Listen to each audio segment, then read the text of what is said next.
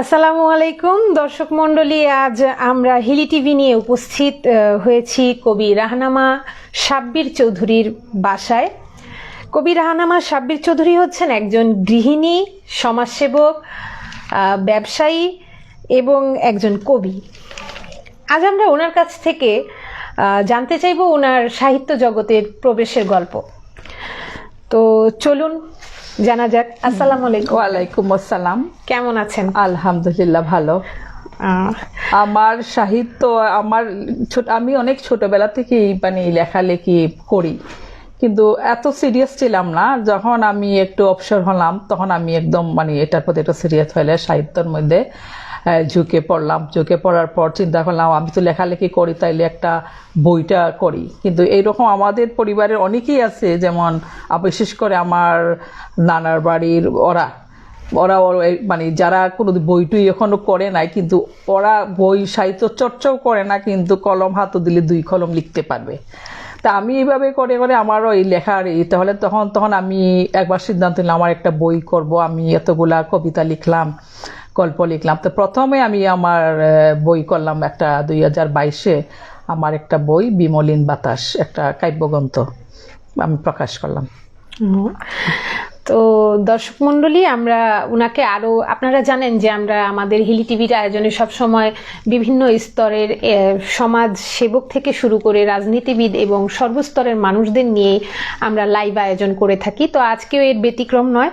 সামনে আরো কিছু প্রশ্ন থাকছে, আমরা ম্যাডামকে আরো প্রশ্ন কিছু করব। আমরা আপনাদেরকে জানিয়ে দিচ্ছি কবি রাহনামা সাব্বির চৌধুরী বাংলাদেশের একজন মরমী কবিদের অন্যতম হাসন রাজার বংশধর। তো এছাড়াও ওনার বংশে আরো একজন নাম করার সম্ভ্রান্ত একজন কবি রয়েছেন, ওনার নাম সৈয়দ হুসাইন আলম। তো ম্যাডাম, আমি জানতে চাইব যে আপনার এই সাহিত্য জগতের প্রবেশের পথে কি ওনাদের কোনো প্রভাব আপনাকে কি প্রভাবিত করে? এইটা তো আমি বলবো হয়তো ওটা প্রভাব পড়তে পারে, কারণ আমার 2 দিকতেই মরমী। আমার হাসন রাজা তো আমার বড় নানা, সৈয়দ হুসেন আলম আমার বড় দাদা। হয়তো 2 দিক থেকে আমার হয়তো ওদের প্রভাব আমার উপর পড়েছে, এর জন্য আমি লেখালেখিতে এসেছি। জি, ধন্যবাদ ম্যাম।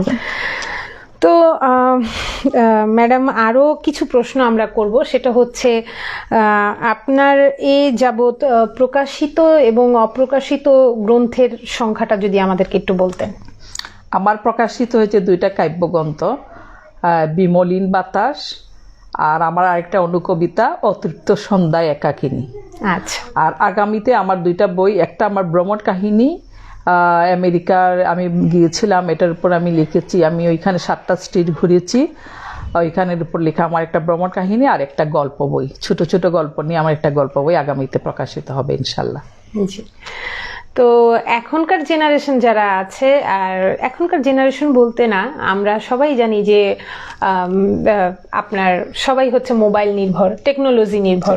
তো কেউ সেভাবে কিন্তু বই পড়ে না। হ্যাঁ, তো যারা এই যুগে, যারা এই জেনারেশন জেড যারা বিলং করে, তাদের জন্য আপনার কি কোনো উপদেশ আছে যে বই পড়া নিয়ে বা গল্প সাহিত্য চর্চা নিয়ে এমন কোন উপদেশ কি আপনি আমাদের এই লাইভের মাধ্যমে দিতে চান?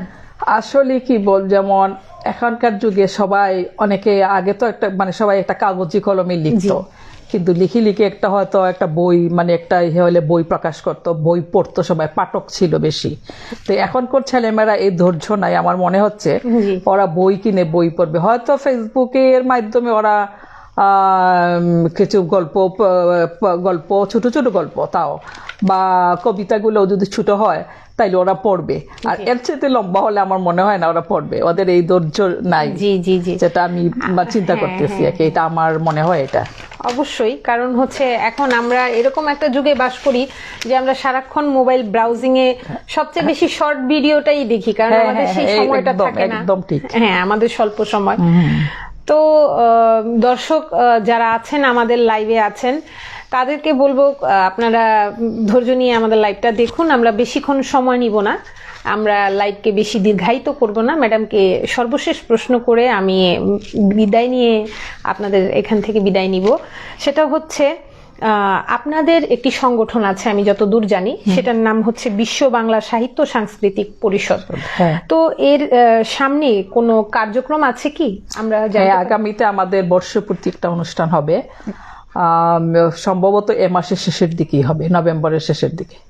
ও, যারা পাঠক সমাজ আছেন সিলেট বিভাগে এবং সিলেট বিভাগ ছাড়াও সারা বাংলাদেশে যারা পাঠক প্রেমী আছেন, যারা বই পড়ে থাকেন, তাদের সকলকে আমি ইনভাইট করব। তারা এই অনুষ্ঠানের, এই লাইভ অনুষ্ঠানের মাধ্যমে জানতে পারলেন যে এত সুন্দর একটা আয়োজন হচ্ছে। যারা বই প্রেমী তাদের জন্য তারা অবশ্যই সিলেটে আসবেন, সিলেটে এসে এই কার্যক্রমের অংশীদার হবেন।